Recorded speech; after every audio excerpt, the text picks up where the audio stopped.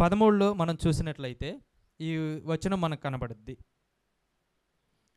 మత్తయి సువార్త 16:13లో యేసు ఫిలిప్పుదైన కైసరయ ప్రాంతములకు వచ్చి మనుష్య కుమారుడు ఎవడని జనులు చెప్పుకొనుచున్నారని తన శిష్యులను అడగగా, అంటే యేసుక్రీస్తు ప్రభుల వారు తన గురించి ఏమనుకుంటున్నారు అనేది ఇక్కడ అడుగుతూ ఉన్నాడు శిష్యుల్ని. మీరేమనుకుంటున్నారు యేసుక్రీస్తు ప్రభుని?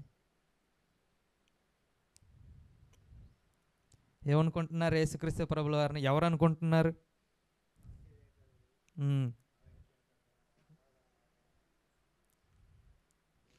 చాలా ఉన్నాయి ఆయనకి బిరుదులు.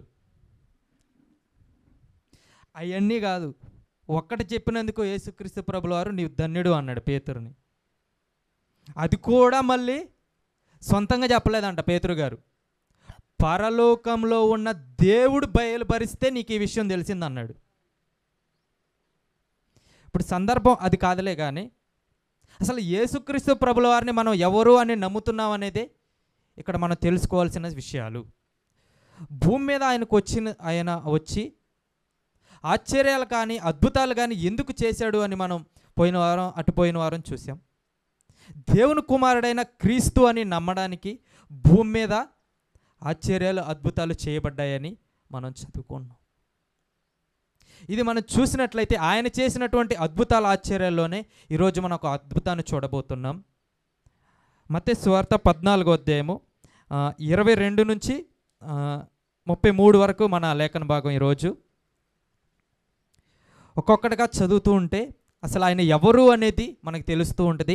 అక్కడ జరిగే సందర్భం నుంచి మనం ఏమి నేర్చుకోవాలనేది కూడా మనం గమనిద్దాం. మత్తయి సువార్త 14వ అధ్యాయము 22 నుంచి 33 వరకు. ఈ సందర్భం అందరికీ తెలిసిన సందర్భమే. దీనికంటే ముందు ఒక సందర్భం జరిగిద్ది. బైబిల్లో ఏదైనా ఒక సందర్భం జరుగుతున్నామంటే దాని ముందు ఎనమాలు కూడా చూడండి ఒకసారి. దీనికంటే ముందు జరిగే సందర్భం ఏంటంటే యేసుక్రీస్తు ప్రభుల వారు 5 రొట్టెలను 2 చేపలను 5,000 మందికి పంచిపెట్టినట్టుగా ఒక అద్భుతాన్ని మనం చూస్తాం. ఆ అద్భుతం జరిగిన తర్వాత జరిగే అద్భుతమే ఈ అద్భుతం. ఈ అద్భుతం జరిగిన తర్వాత యేసుక్రీస్తు ప్రభుల వారు శిష్యులను ఒక ప్రాంతానికి అద్దరికి వెళ్ళవాలని వారిని బలవంతం చేసి పంపుతాడు. బలవంతం చేసి పంపిన తర్వాత ఆయన అరణ్యమునకు వెళ్ళి కొండ ఎక్కి ప్రార్థన చేసుకుంటాడు. ప్రార్థన చేసుకుంటూ ఉండగా శిష్యులకు బాగా విపరీతమైనటువంటి గాలి తుఫాను ఎదురవుద్ది. అప్పుడు యేసుక్రీస్తు ప్రభుల వారు చేసేది ఒకటి చూడాలి. మనం చూసినట్లయితే 22 నుండి చదువుదాం. వెంటనే ఆ జనసమూహములను తాను పంపివేయనంతలో తన శిష్యులు దోణి ఎక్కి తనకంటే ముందుగా అద్దరికి వెళ్ళవలనని ఆయన వారిని బలవంతము చేశాను. ఆయన జనసమూహములను పంపివేసి ప్రార్థన చేయుటకు ఏకాంతముగా కొండ ఎక్కిపోయి సాయంకాలమైనప్పుడు ఒంటరిగా ఉండెను. అప్పటికి ఆ దోణి దరికి దూరముగా నుండగా గాలి ఎదురైనందున అలల వలన కొట్టబడుచుండెను. రాత్రి 4వ జామున ఆయన సముద్రం మీద నడుచుచు వారి యొద్దకు వచ్చాను. ఇక్కడ మనం చూసినట్లయితే సముద్రం మీద నడుస్తూ వచ్చాడనుంది. ఒకసారి మార్క్ సువార్తలో మనం చూసినట్లయితే ఇక్కడ చెప్పబడిన సందర్భం అక్కడ మనకి చెప్పబడుతుంది. ఒకసారి మార్క్ సువార్తకు కూడా వెళ్ళి వద్దాం. ఇక్కడ మనం చూడని సందర్భం ఒకటి అక్కడ కనబడుతూ ఉంటుంది. సేమ్ ఇదే సందర్భం మార్క్ సువార్తలో. మార్క్ సువార్త 6వ అధ్యాయంలో మనం చూసినట్లయితే 45 నుండి 52 వరకు మనం చూసినట్లయితే డైరెక్ట్గా 48వ వచనానికి వెళ్ళిపోదాం. ఇప్పుడు మనం చదివింది మొత్తం మళ్ళీ అక్కడ అదే ఉంటుంది. ఇక్కడ లేని సందర్భం కోసం అక్కడికి వెళ్తున్నాం అంతే. మత్తయి సువార్త 6వ అధ్యాయం 48లో మనం చూసినట్లయితే మార్క్ సువార్త 6:48. అప్పుడు గాలి ఎదురైనందున చాలు ఎక్కడి నుండి చూసాడు అనేదే ఇప్పుడు ఇక్కడ పెద్ద వింత. సముద్రం మీద నడుచుకుంటూ వచ్చి చూశాడా, కొండ మీద నుండి చూశాడా? ఇప్పుడు ఆలోచించారా? ఆయన చూచి అని ఉంది అక్కడ. పంపించింది యేసుక్రీస్తు ప్రభుల వారే, వెళ్ళింది శిష్యులే. ఆయన మాట విని ఆయన చూచి అనుంది. కొండ మీద నుండి చూస్తే సముద్రం మధ్యలో ఉన్న వాళ్ళు కనబడతారా? ఇక్కడ మనం వేయవలసిన మొదటి ప్రశ్న. మళ్ళీ పైగా అది ఎప్పుడు? గాలి సముద్రముల చేత ఉన్న సముద్రం మధ్యలోకి వెళ్ళేరాళ్ళు, ఎక్కడ పడితే అక్కడ లేరు. మనం చూసినట్లయితే మధ్య సముద్రంలో ఉన్న వారిని యేసు ప్రభు చూశాడంట. ఎలా చూడగలిగాడు? ఒకటే ఆన్సర్, ఎక్కడి నుంచైనా సరే యేసు ప్రభుల వారు మనుషులను చూడగలడు.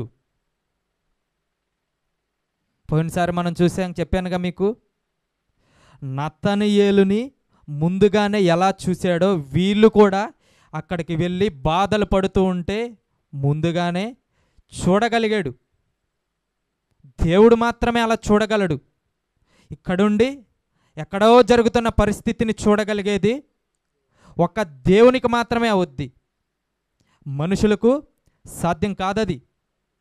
చూసి ఏం చేశాడు? ఇప్పుడు సముద్రం మీద నడుచుకుంటూ వస్తున్నాడు. దేనికోసం? శిష్యుల దగ్గరకు వస్తున్నాడు. ఇప్పుడు వాళ్ళని దాటిపోయాడని కూడా ఉండిద్ది. యేసుక్రీస్తు ప్రభుల వారు చేసిన అద్భుతాల్లో ఈ అద్భుతం అనేది చాలా గొప్పగా కనబడుతుంది. నీళ్ళ మీద నడిచి రావడం. సాధారణంగా నీళ్ళు మనం చూసినట్లయితే నీళ్ళల్లో మనం ఏదేస్తే మునిగిపోద్ది. మనుషులకు సాధ్యం కాదు నీళ్ళ మీద నడవడం అనేది. అది ఒక్కరికే సాధ్యం, దేవునికి మాత్రమే సాధ్యమైద్ది. అది మనుషులకు అయ్యేటటువంటి సాధ్యమైన పనే కాదు. ఒకటి, ఇక్కడ మనం చూసినట్లయితే యేసుక్రీస్తు ప్రభుల వారు కొండ మీద నుండి ఎక్కడో సముద్రం మధ్యలో ఉన్నటువంటి శిష్యులను చూశాడు. దీన్ని బట్టి ఆయన దేవుడు అని మనకు రుజువు అవుతూ ఉంది. రెండవదిగా మనం చూసినట్లయితే ఆయన సముద్రం మీద నడుస్తూ వస్తూ ఉన్నాడు. ఇక్కడ కూడా ఆయన దేవుడు అని మరలా మనకు రుజువు అవుతూ ఉంది. ఇక్కడ వింత ఏంటంటే శిష్యులు ఆయన్ని గుర్తుపట్టల. శిష్యులు ఏమనుకున్నారనుకుంటున్నారు? యేసు ప్రభువుని చూసి భూతం అనుకున్నారు. ఇక్కడ మనం చూసినట్లయితే ఇక్కడ ఎప్పుడు జరగనిది ఇక్కడ జరుగుతుంది. అలా కళ్ళ ముందు ఎలాంటి అద్భుతం అనేది ఎప్పుడు జరగల. నీళ్ళ మీద నడిచి రావడం అనేది వీళ్ళు ఎప్పుడు చూడలా. వీళ్ళ ఒకవేళ సమాజంలో ఉందేమో, గాల్లో దయ్యాలు కనపడతాయనో వాళ్ళు కూడా నమ్మారేమో మన వాళ్ళకిలాగా. సముద్రాల మధ్య దయ్యాలు ఉంటాయనో, ఎక్కడ అడవుల్లో దయ్యాలు ఉంటాయని విన్నారా మీరు? నేనన్నా చిన్నప్పుడు చాలా కథలు.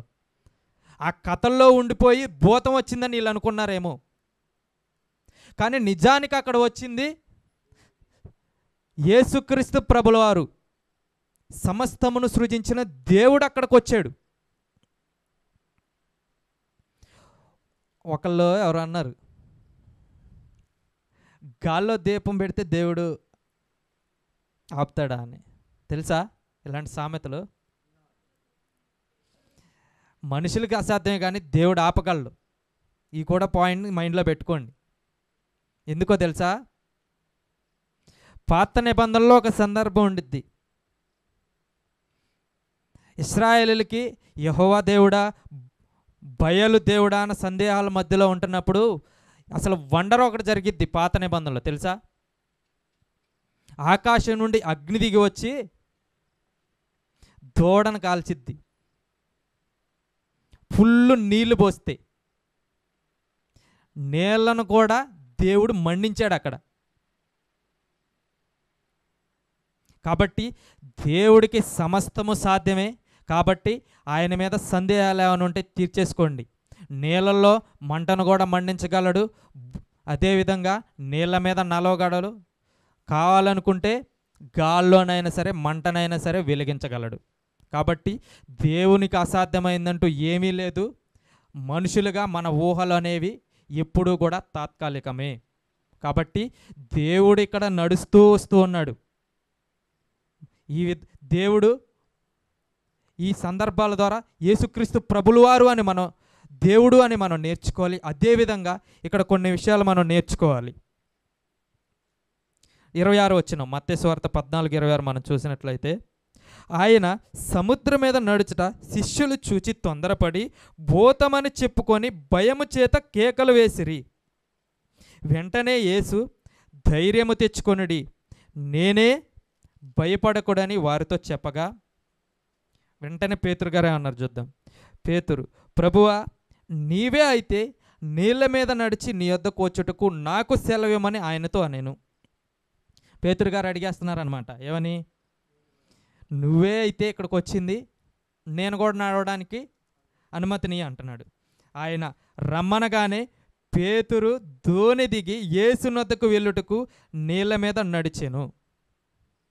నీళ్ళ మీద నడిచిన మనుషుల్లో భూమి మీద యేసుక్రీస్తు ప్రభుల తర్వాత ఈయనే, పేతురు గారు. గుర్తుంచుకోండి, ఎలాంటి అద్భుతం! నీళ్ళ మీద నడిచాడండి పేతురు గారు దేవుని శక్తితో.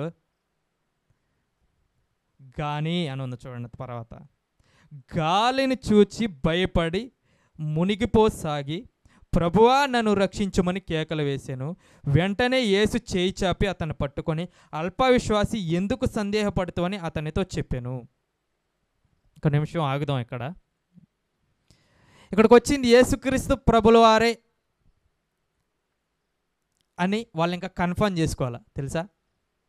పేతురు గారు కూడా ఇంకా కన్ఫర్మ్ చేసుకోవాలా. మీకు ఎలాగో చెప్తాను. ఇప్పుడు కన్ఫర్మ్ చేసుకుంటాకే అడిగాడు ఈ ప్రశ్న. తెలుసో తెలీదో మీకు? వచ్చింది నువ్వే అయితే సముద్రం మీద నడవడానికి నాకు అనుమతిని అన్నాడు. ఇదొక క్వశ్చను. నెక్స్ట్ మళ్ళీ సముద్రం మీద దిగిన తర్వాత ఎవరిని చూసి భయపడ్డాడు? గాలిని చూసి భయపడ్డాడంట. సముద్రం మీద నడిచాక కూడా ఇంకా పూర్తిగా నమ్మట్లేదు. ఇక్కడ ఇంకోటి, ఒకటి, యేసుక్రీస్తు ప్రభుల వారు సముద్రం మీద నడుస్తూ ఉన్నప్పుడు సరిగా నమ్మలేదు. ప్రభువా, వచ్చింది నువ్వే అయితే భూమి మీద సముద్రం మీద నడవడానికి నాకు అనుమతిని అన్నాడు. సరే, అనుమతినిచ్చాడు. అనుమతినిచ్చిన తర్వాత కూడా యేసుక్రీస్తు ప్రభుల వారిని పూర్తిగా నమ్మల. నువ్వెలాగంటావు అంటారేమో. ఆయన గాలిని చూసి భయపడితే యేసుక్రీస్తు ప్రభుల వారు అన్న మాటలు చూడండి. వెంటనే యేసు చేయి చాపి అతను పట్టుకొని, అల్ప విశ్వాసి ఎందుకు సందేహపడుతావని అతనితో చెప్పాను. అల్ప విశ్వాసం అంటే ఏంటి? కొంచెం కొంచెంగా నమ్మటం, సగం సగం నమ్మకాలు. యేసుక్రీస్తు ప్రభుల వారిని పూర్తిగా నమ్మలేదు ఇక్కడ పేతురు గారు. కొద్దిగా నమ్మాడు అంతే. ఆయనో కాదు, ఎవరైనా భూతమై ఉండొచ్చేమో. ఒకవేళ నీవే అయితే నడవడానికే అనుమతిని అన్నాడు, ఇచ్చాడు యేసుక్రీస్తు ప్రభుల వారు. అప్పటికీ ఎందుకు నమ్మకం కుదరలేదు తెలుసా? ఎవరన్నా గెస్ చేయగలరా? ఇక్కడ పేతురు గారు ఒకదాన్ని చూసి భయపడ్డాడు. ఇక్కడ గాలిని చూసి అన్నాడు.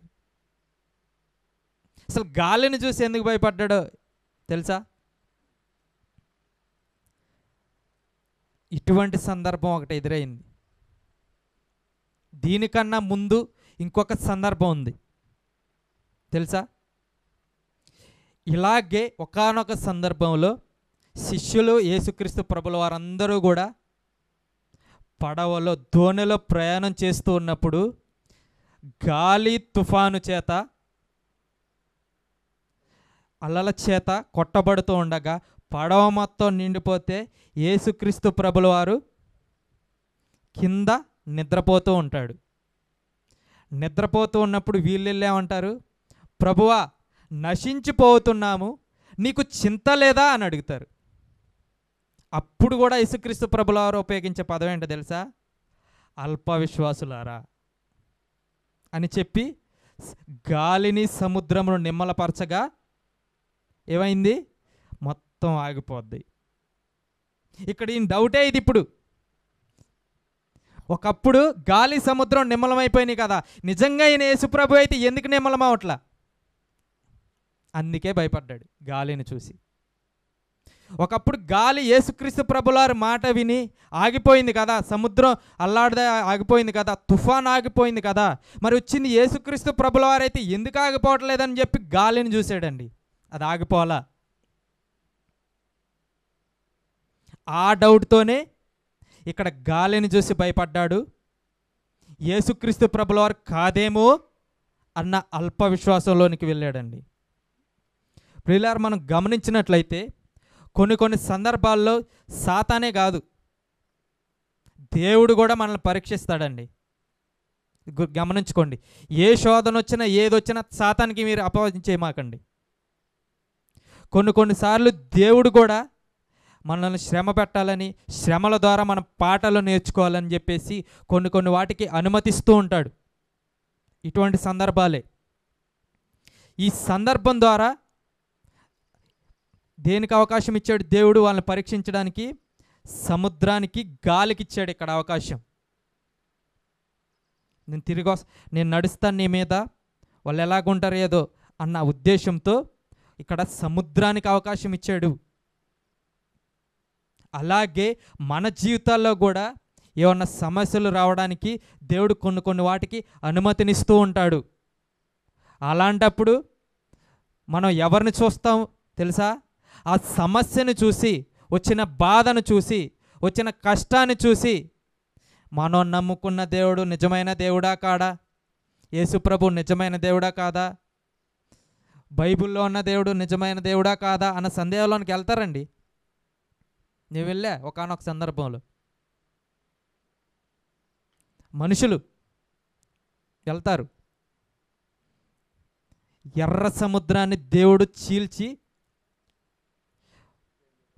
2 పాయలుగా చేసి ముందుకు తీసుకువెళ్తే వాళ్ళే దేవుని నమ్మల.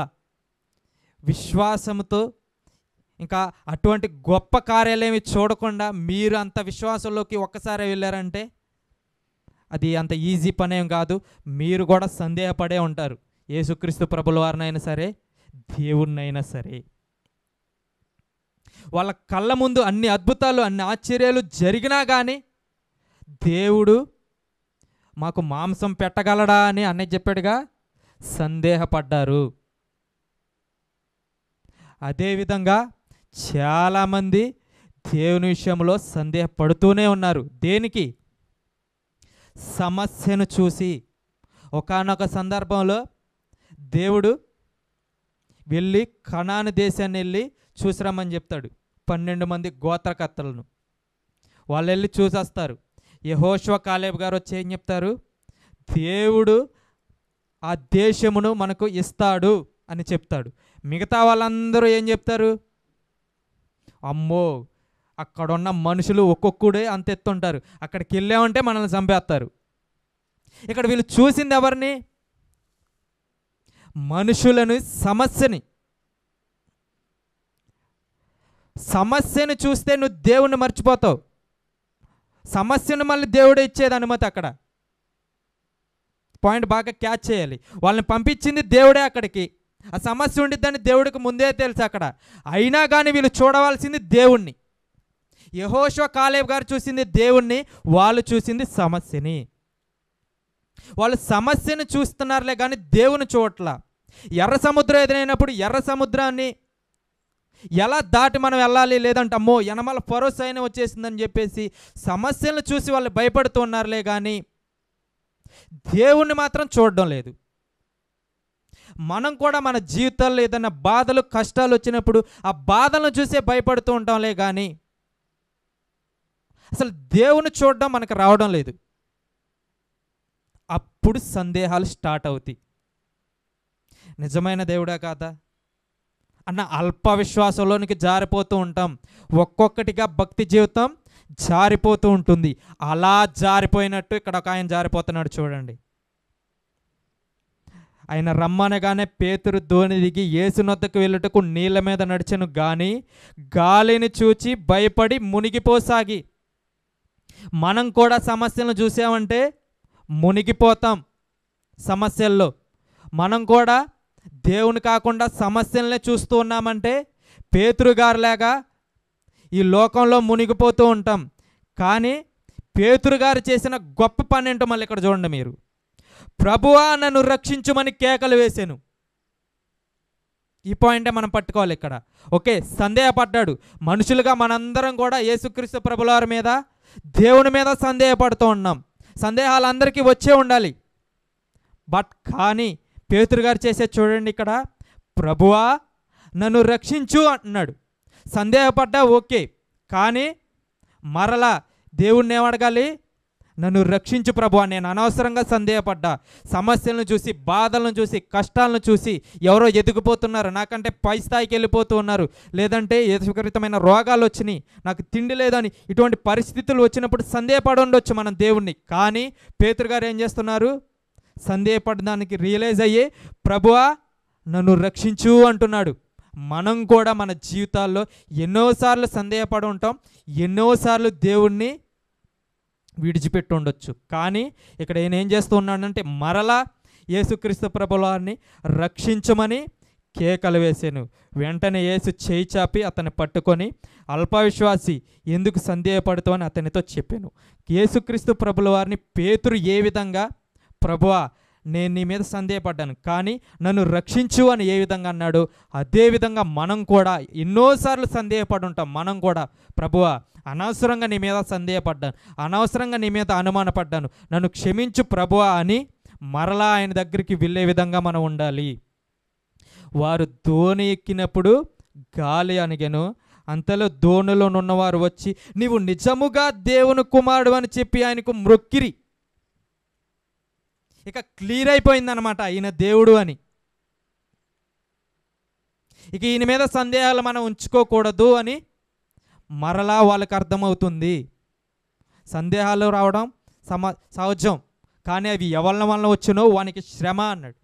అభ్యంతరాలు కానీ సందేహాలు కానీ మనకు కూడా సందేహాలు రావచ్చు. బట్ కానీ ఆ సందేహాలు వచ్చినా కానీ ఆ సందేహాలు లేదంటే సమస్యలను చూడకుండా ఒక ప్రభువారినే మనం చూసినట్లయితే అప్పుడు కనపడుద్ది మనకి ఆయన యొక్క నిజమైన దైవత్వం, ఆయన యొక్క నిజమైనటువంటి ఉనికి. మీకు అర్థమవుతుంది అనుకుంటున్నాను. ఒకటి, ఆయన కొండ మీద నుండే వీళ్ళని చూడగలిగాడు.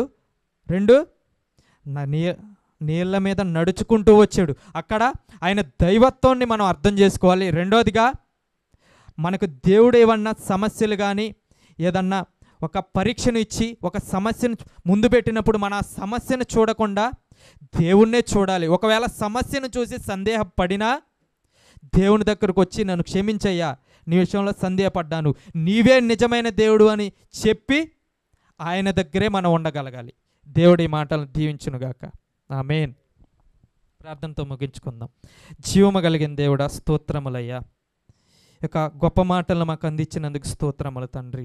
మీరే నిజమైన దేవుడని నమ్ముతూ ఉన్నాం. అనేక సార్లు మీ మీద